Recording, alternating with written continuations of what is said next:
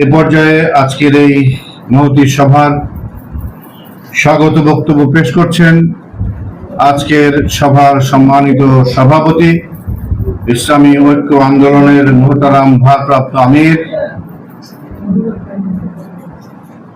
অধ্যাপক মাওলানা ইরশাদুল্লাহ ভূঁইয়া সাহেব। অধ্যাপক মাওলানা ইরশাদুল্লাহ ভূঁইয়া সাহেবকে তার মূল্যবান আলোচনা পেশ করার জন্য আহ্বান জানাচ্ছি।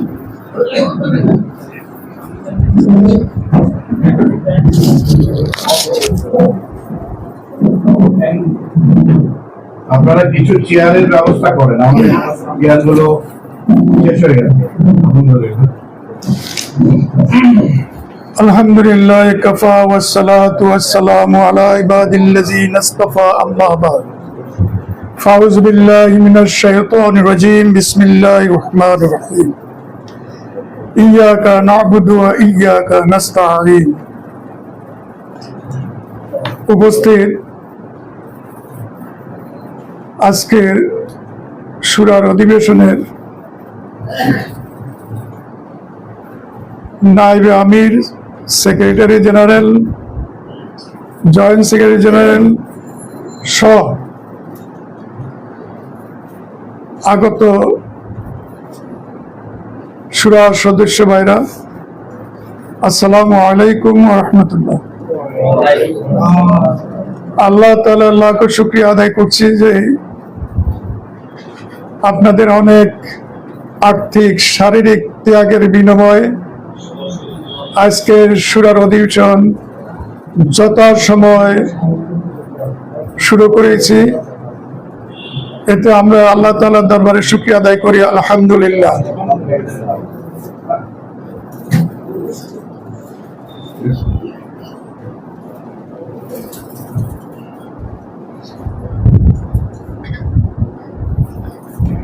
আজকের এই সূরাতে দাঁড়িয়ে আমাদের একজন ভাইয়ের কথা মনে পড়ে।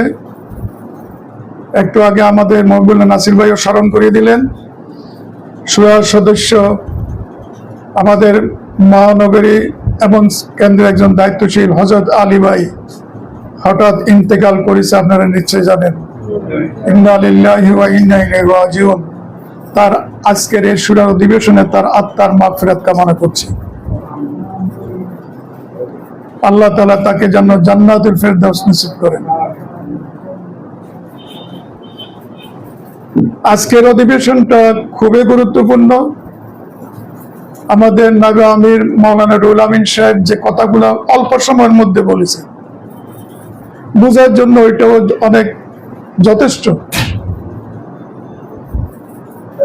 আর এমন এক সময় আমরা আজকে সূরা অধিবেশন করছি, কিছুটা সংকটকাল। প্রথম সংকট হলো রাজনৈতিক সংকট। দেশের রাজনৈতিক আবহাওয়া একদিকে, ঠিক আমরা তার বিপরীতে আছি। আর দ্বিতীয় আমাদের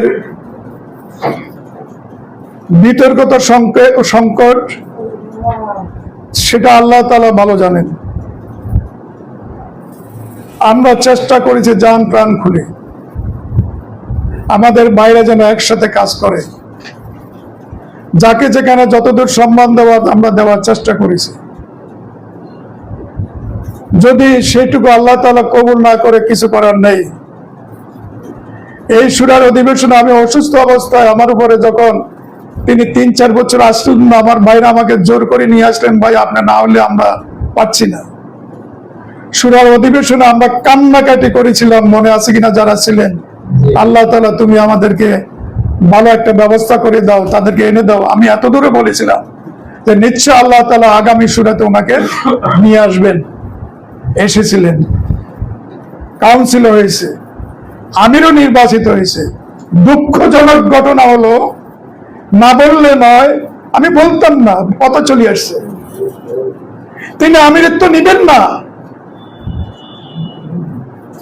উনি আন্দোলনের ক্ষতি হোক এটা চান না, অথবা একটা কাউন্সিল করেন আপনারা, সুন্দরভাবে আপনাদের দায়িত্বটা আমি বুঝিয়ে দিই। ঠিক কাউন্সিলের আগে ওনার মত পরিবর্তন হয়ে গেলেন, আমাদের এক আমলের মিটিং এ একটা সিদ্ধান্ত নেবার কথা ছিল। সে সিদ্ধান্ত ছিল গঠনতন্ত্রের উপরে, তাকে কোন জায়গায় অবস্থান করা চায় সেই জন্য আমরা গঠনতন্ত্র সংশোধন করতে চাইছিলাম। তিনি তখন আসি বললেন না, এগুলো প্রয়োজন নেই, বাদ দিয়ে দিলেন। উনি আসলেন, নির্বাচিত হলেন। দুঃখজনক, পরবর্তী সময় যা হয়েছে আপনারা জানছেন, আমি সেই দিকে যেতে চাই না। তবে এতদূর বলি,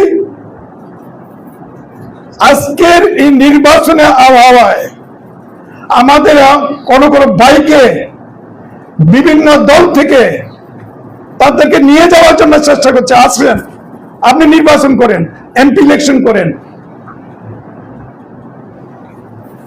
সে এই লোক আত্মহংকার এবং লোক দেখানো নির্বাচন, লোক দেখানো ইসলাম থেকে আমরা একমাত্র আল্লাহকে রাজি খুশি করার উদ্দেশ্যে সমস্ত রকমের চাকচিক্যবাদ দিয়ে আমরা আল্লাহ সন্তুষ্টির জন্য এই জায়গায় ইস্তেকামত আছি। ঠিক আছে কিনা? আমাদের এই ইস্তেকামত আল্লাহর কাছে চাইবেন। আমি সূরা ফাতিহার কথাই বলছি, ইয়াকা নাবুদু ওয়া ইয়াকা নাস্তাঈন। সাহায্য কার কাছে চাইতে হবে? আপনার ইবাদত বন্দেগী যদি আল্লাহর সাহায্য না করে, আপনার কাজকর্ম যদি আল্লাহ কবুল না করে, আল্লাহর সাহায্য প্রাপ্ত যদি না হন, এগুলো আমার কিছুই কাজে আসবে না। আমার ইবাদত হবে, আমার এই কাজকর্ম, এটা ইবাদত কার জন্য হবে? ইয়াকা নাবুদু।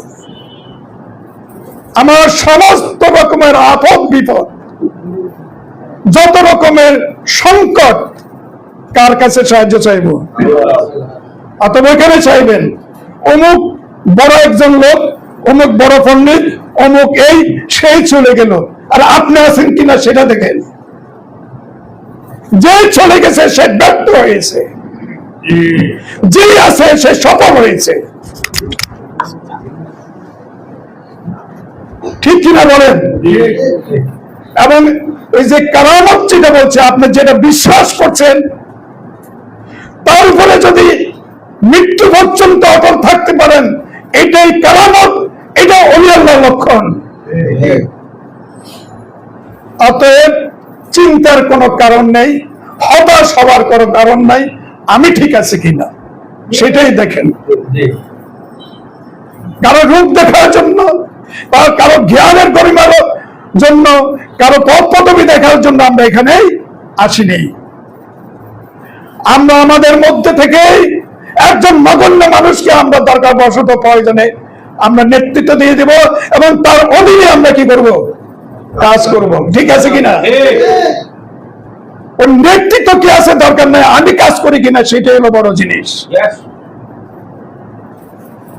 আমি তো নেতা, যেই সেখানে আছেন সেই নেতা, যেই সেখানে আছেন তার এলাকার পীর। আপনি আবার কিসের নেতা খুঁজতেছেন? আপনার এলাকায় আপনি নেতা হয়ে যান, মানুষকে আহ্বান করেন দিনের দিকে, প্রকৃত দিন কাকে বলে সেটা বুঝান। আর মরহুম মাওলানা আব্দুর রহিম সাহেব তার জ্ঞান, গরিমা, গবেষণা সারা জীবন যে কাজে লাগিয়েছিলেন, সেই কাজে শেষ মুহূর্তে সেই তিনি উপলব্ধি করে আমাদের জন্য রেখে গিয়েছেন, পূর্ণাঙ্গ বিপ্লব ছাড়া এ জাতির কোনো মুক্তি নাই। বিশ্বাস করেন? তাহলে এই বিপ্লব ঘটানোর জন্য আমাদেরকে কাজ করতে হবে।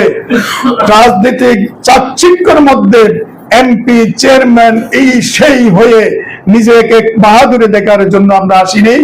আমরা এসেছি মানুষকে দ্বীনের দাওয়াত দেওয়ার জন্য, আর আল্লাহ জমিনে আল্লাহ দ্বীন কিভাবে প্রতিষ্ঠিত হবে সে চেষ্টা সাধনা করার জন্য। সময় মনে হয় শেষের দিকে, নাকি শেষ? সময় আমি নিজে লিমিট করে দিয়েছি যে আমরা র্যালিতে যাব, নামাজ পড়ব বাইতুল মুকাররম, তারপরে আমাদের আলোচনা সভা আছে, সেখানে আপনারা কথা বলবেন। এখানে কথা খুব বেশি আমরা আজকে বলতে দেব না, আপনারা সেখানে মনের ইচ্ছা মতো কথা বলবেন। এখানে আজকে যিনি বলেছিলেন আমি দল নষ্ট করতে চাই না, আমি দলের ক্ষতি করতে চাই না, আমি নেতৃত্ব চাই না, তিনি এখন কি চাচ্ছেন সেটা আপনারা জানেন। অতএব মূল দল থেকে যারা ছিটকে পড়ে তারা কোনোদিন সফলতা অর্জন করতে পারে না। ইনশাআল্লাহ আমরা আছি, আমরা থাকার জন্য আল্লাহ সাহায্য কামনা করব, আল্লাহ সাহায্য চাইবো। আল্লাহ তুমি আমাকে এই কাজের উপরে মৃত্যু পর্যন্ত বলবৎ রাখো, আল্লাহ তুমি আমার এই কাজকে কবুল করো।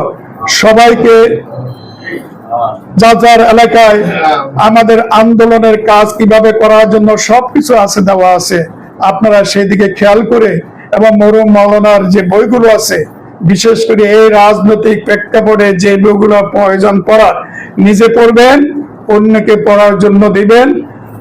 আমরা আর দ্বিতীয় কোন ইজতিহাদ গবেষণায় আমরা যাব না। আমরা যে ইজতিহাদ গবেষণার মধ্যে যেটা পেয়েছি আমরা সেটাকে সঠিক মনে করেছি, সে পথে আমরা থাকব এবং সবাইকে থাকার জন্য উদাত্ত আহ্বান রেখে আমার কথা শেষ করছি। ওয়া আখির দাওয়ানা আনিল হামদুলিল্লাহি রাব্বিল আলামিন। আসসালামু আলাইকুম ওয়া রাহমাতুল্লাহি ওয়া বারাকাতুহু। নারায়ে তাকবীর, নারায়ে তাকবীর। মাশাআল্লাহ।